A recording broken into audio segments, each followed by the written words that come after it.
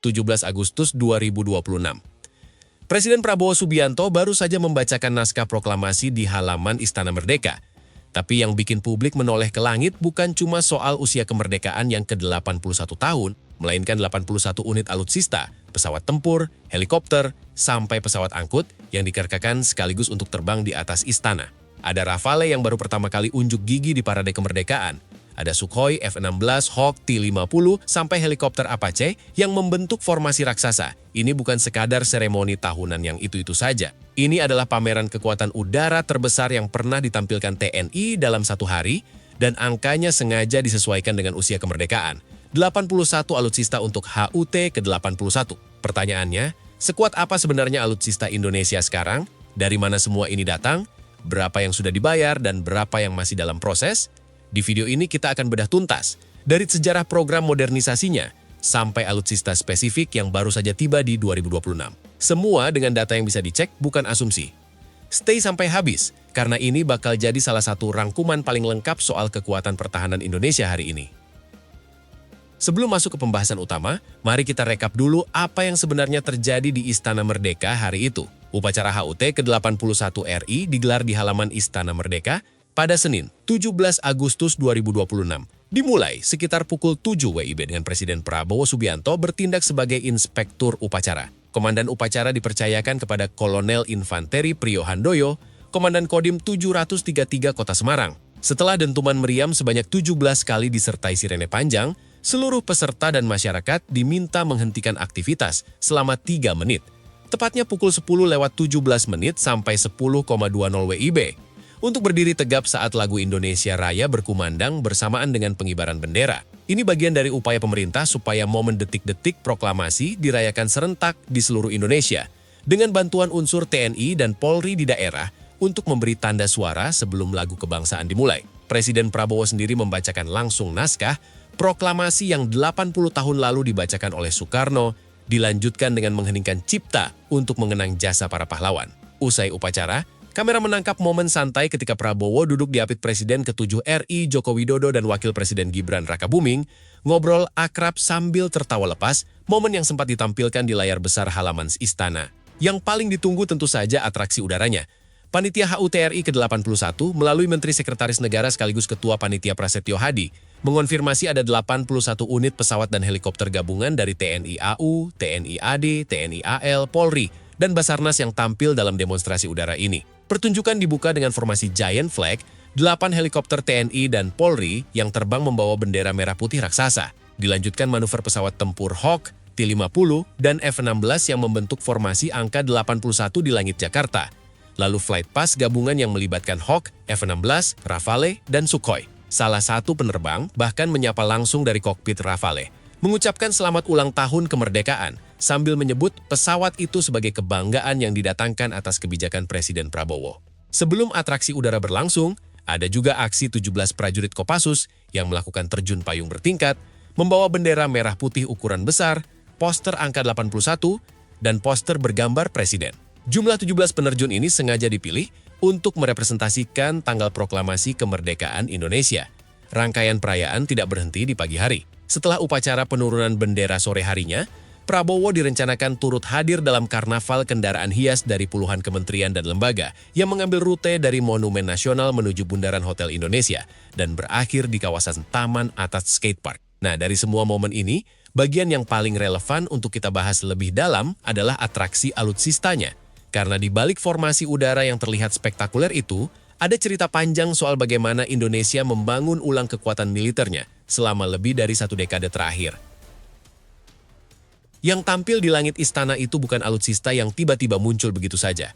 Ini adalah buah dari program modernisasi jangka panjang bernama Minimum Essential Force, atau disingkat MF, sebuah konsep kekuatan pertahanan minimum yang esensial, kredibel, dan modern. MF pertama kali dicanangkan sekitar tahun 2007, lalu resmi menjadi kebijakan umum pertahanan negara lewat Peraturan Presiden Nomor 41 Tahun 2010 di era Presiden Susilo Bambang Yudhoyono. Sejak saat itu, pembangunan kekuatan TNI direncanakan bertahap dalam 3 periode rencana strategis atau Renstra, masing-masing berjalan 5 tahun.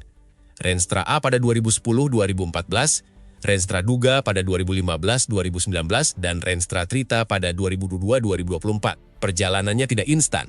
Kementerian Pertahanan sendiri melaporkan bahwa pada Renstra tahap pertama, capaian MF sempat melebihi target yang ditetapkan. Namun pada 2019, ketika Presiden Joko Widodo memasuki periode kedua pemerintahannya, laporan resmi Kementerian Pertahanan mencatat, capaian MF baru berada di angka sekitar 65%. Saat itulah Prabowo Subianto mulai menjabat sebagai Menteri Pertahanan dan mendapat tugas besar untuk mengejar sisa sekitar 35% target yang belum terpenuhi. Hasilnya terlihat dalam beberapa tahun berikutnya.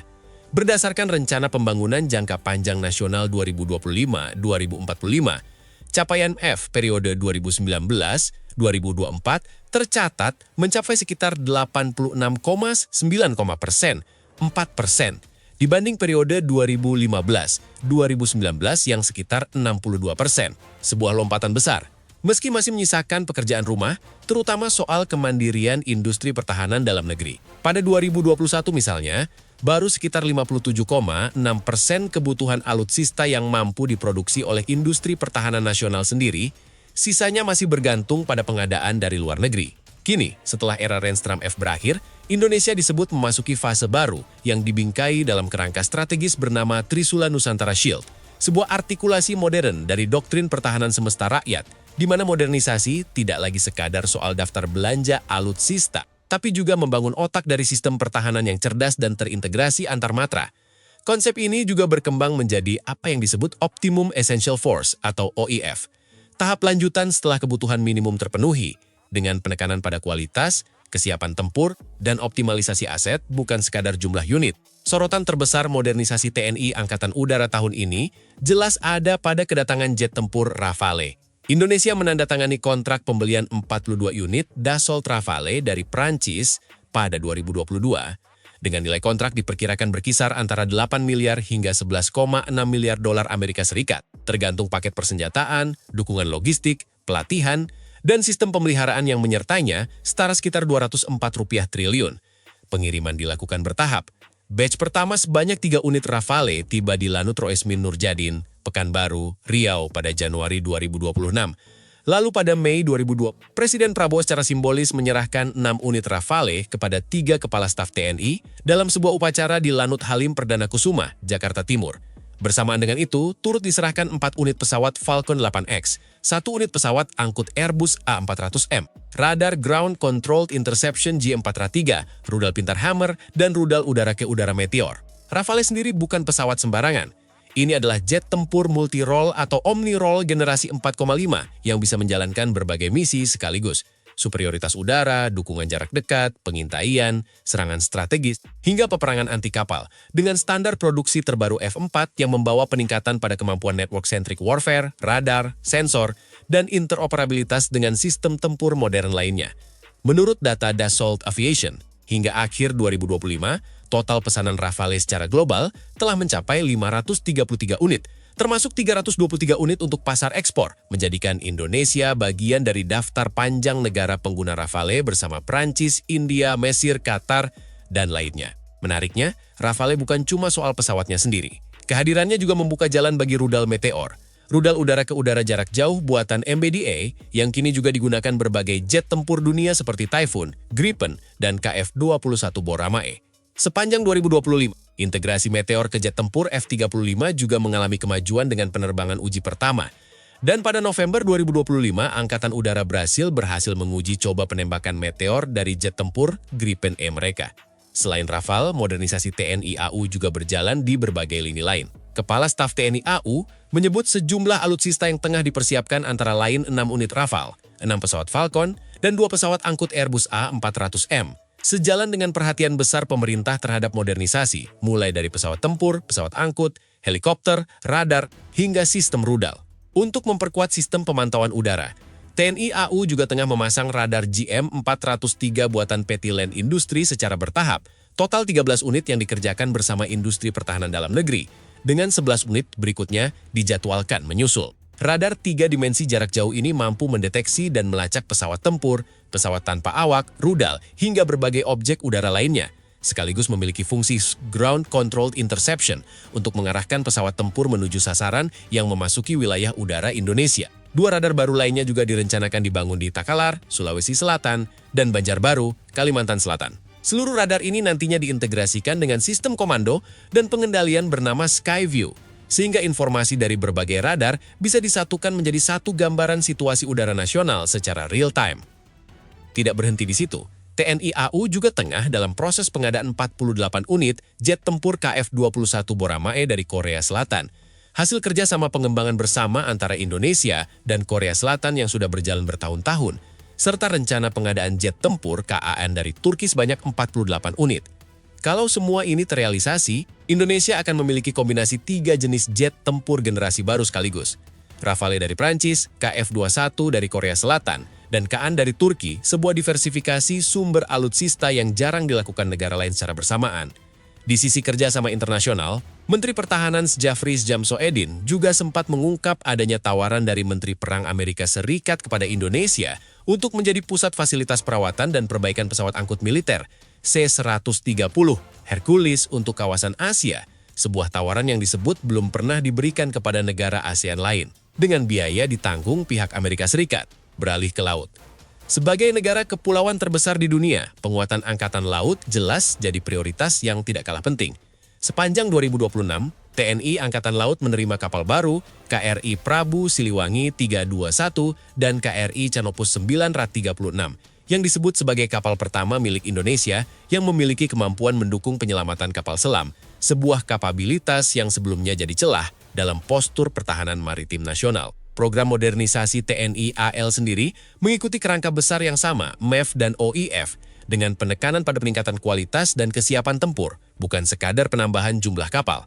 Salah satu kajian akademik di bidang pertahanan mencatat bahwa pengadaan fregat kelas Brawijaya, kelas Bala Putra Dewa, hingga kapal selam menjadi bagian dari proyeksi transformasi TNI AL dari kekuatan Green Water Navy, yang hanya efektif di perairan dekat pantai menuju Blue Water Navy yang mampu beroperasi di laut lepas. Modernisasi ini juga dinilai memperkuat kemampuan deterrence by denial lewat penguatan sistem sensor, radar, dan proyeksi daya tembak, sekaligus memperluas ruang lingkup diplomasi Angkatan Laut Indonesia melalui latihan multilateral dan kunjungan pelabuhan ke berbagai negara mitra. Secara keseluruhan, dari sisi jumlah armada, situs pemeringkat kekuatan militer global, Global Firepower, menempatkan Indonesia di posisi ke-9 sebagai kekuatan maritim terkuat di dunia, dengan total 326 kapal perang per 2026, sebuah angka yang menunjukkan skala armada Indonesia memang besar, meski kualitas dan usia sebagian kapal masih jadi pekerjaan rumah tersendiri.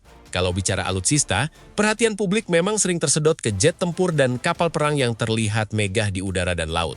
Padahal, modernisasi TNI Angkatan Darat berjalan paralel, meski dengan sorotan media yang jauh lebih sedikit. Kajian dari lingkungan sekolah staf dan komando TNI AD mencatat bahwa rematerialisasi alutsista, khususnya untuk satuan kavaleri, dilakukan secara bertahap sesuai kerangka Minimum Essential Force TNI AD 2010-2029.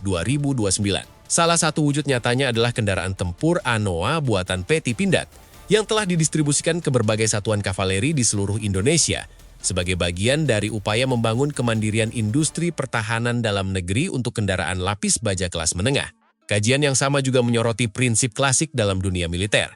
Secanggih apapun alutsista yang dimiliki, semuanya tidak akan berarti tanpa didukung peningkatan kualitas sumber daya manusia di baliknya, atau yang biasa disebut the man behind the gun. Ini jadi pengingat penting bahwa modernisasi bukan cuma soal membeli peralatan baru, tapi juga soal pelatihan doktrin dan kesiapan personel yang mengoperasikannya. Semua modernisasi ini tentu saja butuh biaya yang tidak sedikit. Pemerintah mengalokasikan anggaran pertahanan dalam era PBN 2026 sebesar 335,2 triliun rupiah, melonjak signifikan dibanding Outlook 2025 yang berada di angka sekitar 247,5 triliun rupiah. Kenaikan ini menandai komitmen pemerintahan Presiden Prabowo Subianto dalam memperkuat sistem pertahanan nasional dan menjadi bagian dari 8 prioritas kebijakan belanja negara 2026, salah satunya penguatan sistem pertahanan dan keamanan lewat modernisasi alutsista. Anggaran tambahan ini tidak hanya dialokasikan untuk biaya pengadaan alat baru, tapi juga untuk mempersiapkan personel, biaya operasional, dan pemeliharaan alutsista baru supaya benar-benar siap digunakan secara optimal begitu tiba di tangan TNI, bukan sekadar dipajang. Dengan semua modernisasi ini, di mana posisi Indonesia dibanding negara lain? Salah satu kajian di Kompas.id mencatat bahwa Global Firepower Index yang menilai kekuatan militer konvensional negara-negara di dunia menempatkan Indonesia di jajaran 15 besar kekuatan militer global. Sebuah pencapaian yang cukup signifikan mengingat 15 tahun lalu, postur pertahanan Indonesia bahkan disebut belum layak digambarkan sebagai minimalis, saking terbatasnya. Namun angka peringkat ini perlu dilihat dengan hati-hati. Survei yang pernah dikutip Kompas pada 2021 menunjukkan bahwa separuh responden meragukan kesiapan alutsista TNI untuk menghadapi kebutuhan perang modern, bahkan menduga peluang menang TNI tergolong rendah jika ada ancaman serius terhadap kedaulatan negara. Ini jadi pengingat bahwa peringkat kuantitatif tidak selalu mencerminkan kesiapan tempur yang sesungguhnya di lapangan. Sekarang, penting untuk kita jujur soal tantangan yang masih ada, supaya video ini tidak terkesan cuma memuji tanpa konteks. Pertama, soal kecepatan teknologi. Beberapa analis pertahanan mencatat bahwa siklus perencanaan Renstra MEF berjalan 5 tahunan, sementara laju perkembangan teknologi militer global bersifat eksponensial, termasuk tren perlombaan senjata berbasis kecerdasan buatan. Risikonya, alutsista yang dirancang dan dipesan dalam satu Renstra tertentu bisa saja menjadi usang atau kurang optimal begitu benar-benar diterima TNI beberapa tahun kemudian, karena ancaman yang dihadapi sudah berubah bentuk. Kedua, soal kemandirian industri pertahanan. Meski capaian F secara keseluruhan sudah di atas 86%, kemampuan industri pertahanan dalam negeri untuk memproduksi alutsista sendiri masih tergolong minimal. Sebagian besar alutsista canggih yang baru tiba tahun ini, mulai dari Rafale sampai radar generasi terbaru, masih diproduksi di luar negeri. Meski beberapa komponen seperti radar JM403 sudah melibatkan kolaborasi dengan industri lokal seperti PT Land Industri. Ketiga, soal arah kebijakan jangka panjang. Beberapa kajian akademik bahkan menyoroti bahwa modernisasi alutsista lewat kebijakan MEF di satu sisi memberi insentif tambahan terhadap status quo hubungan sipil militer di Indonesia, sehingga tuntutan reformasi militer di masa lalu, termasuk soal profesionalisme TNI dan batas keterlibatan dalam ranah politik, perlu terus dikawal seiring modernisasi alat tempur berjalan. Jadi, ketika kita melihat formasi 81 alutsista terbang gagah di atas istana, penting untuk diingat, itu adalah puncak gunung es dari proses panjang belasan tahun, dengan segala pencapaian sekaligus pekerjaan rumah yang menyertainya. Jadi, mari kita rangkum. 81 alutsista yang melintas di langit istana kemarin bukan cuma soal seremoni angka yang kebetulan matching dengan usia kemerdekaan.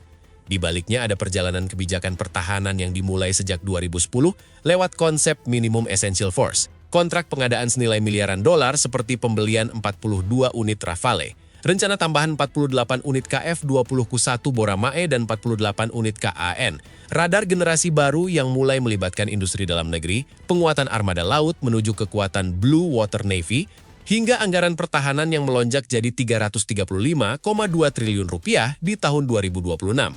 Semua ini menempatkan Indonesia di posisi 15 best kekuatan militer dunia versi Global Firepower dan posisi ke-9 kekuatan maritim global dari sisi jumlah kapal. Tapi di saat yang sama, ada tantangan nyata. Kecepatan teknologi militer yang terus berubah, ketergantungan pada alutsista impor, dan kebutuhan menjaga profesionalisme TNI di tengah modernisasi besar-besaran ini. Modernisasi alutsista itu proses panjang, bukan garis finish yang selesai begitu, jet baru mendarat di lapangan udara. Menurutmu, mana yang lebih penting buat Indonesia sekarang? Terus mempercepat pembelian alutsista canggih dari luar negeri, atau fokus membangun kemandirian industri pertahanan dalam negeri supaya tidak terus bergantung pada negara lain? Tulis pendapatmu di kolom komentar. Aku bakal baca satu persatu. Kalau video ini membantu kamu memahami isu pertahanan Indonesia dengan lebih jernih, jangan lupa like, subscribe, dan nyalakan lonceng notifikasi biar nggak ketinggalan analisis alutsista dan geopolitik pertahanan Indonesia lainnya. Sampai jumpa di video berikutnya.